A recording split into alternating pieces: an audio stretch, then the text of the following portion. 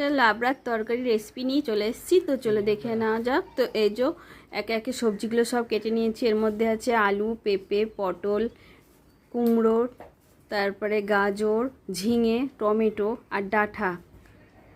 তো এগুলো সব এবারে কড়াইয়ে তেল বসিয়ে সব একে একে পাঁচফোড়ন, শুকনো লঙ্কা আর দুটো তেজপাতা দিয়ে এবারে সবজিগুলো সব একে একে ভেজে নিতে হবে। তো আমার ভাজা হয়ে গেছে।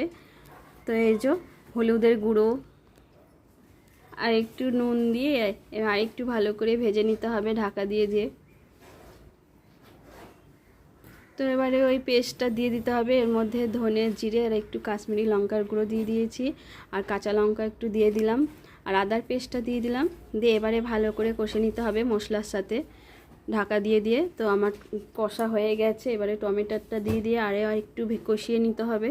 তো প্রায় কষানো হয়ে গেছে। এর মধ্যে এবারে এখন একটু মিষ্টি দিয়ে দিতে হবে। তো মিষ্টিটা দিয়ে দিয়েছি। মিষ্টি দিয়ে দেওয়ার পর এবারে জল দিয়ে দিলাম। জল দিয়ে দেওয়ার পরে এবারে ভালো করে নাড়াচাড়া করে ঢেকে নিতে হবে।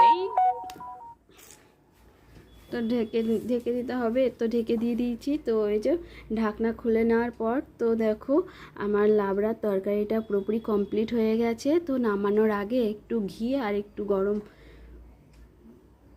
মশলা আর একটু ভাজা মশলা ছড়িয়ে দিতে হবে। ভাজা মশলাতেই টেস্টটা আনে। তো ভাজা মশলায় আছে ধনে, জিরে আর শুকনো লঙ্কা পেস্ট করে রেখেছিলাম ভেজে আগে থেকে।